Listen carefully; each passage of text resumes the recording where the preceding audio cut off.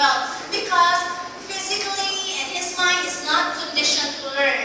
So you cannot enforce the child to learn or to even to go to school for that matter because his body is not conditioned.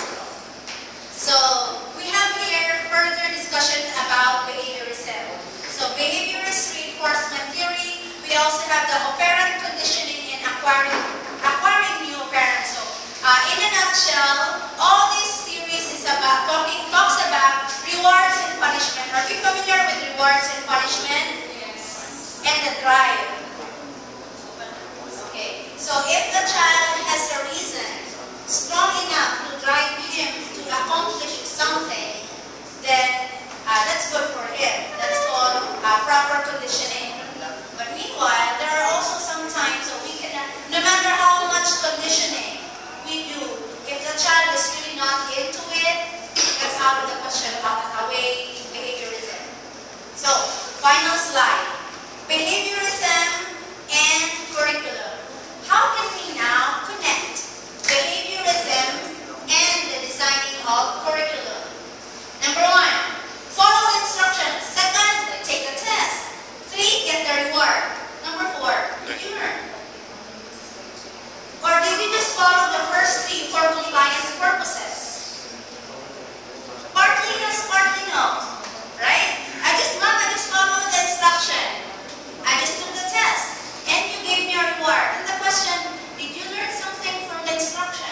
Did you learn something from the test? Did you learn something from the reward? So what if you got a reward? So that's the debate that still is cooking under behaviorism. Because for many academicians, behaviorism is too mechanical.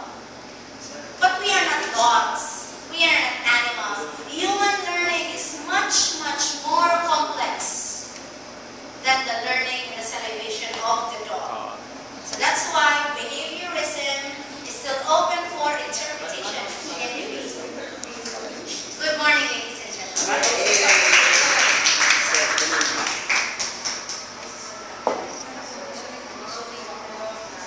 Bakit kaya ganun, ma'am? Yes.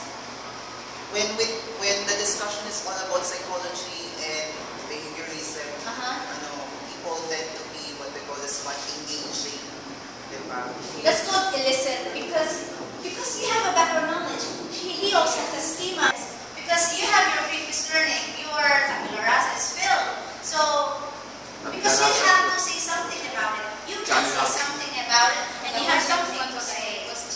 In fact, if we are to talk about nucleus and chemistry right here and mathematics and Pythagorean theorem, perhaps there might be less engagement.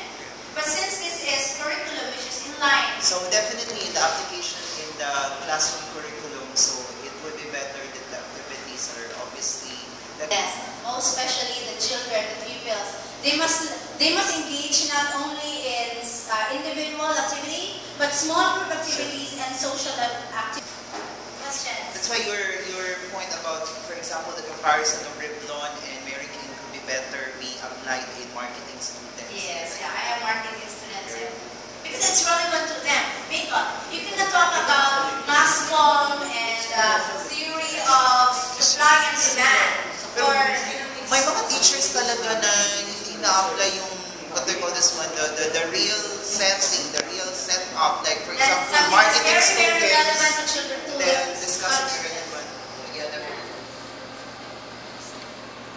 Okay, I brought the Revlon and the Mary Kay because I have many students who would do their face in front of me. So while you're doing your face, let's talk about the chemicals that you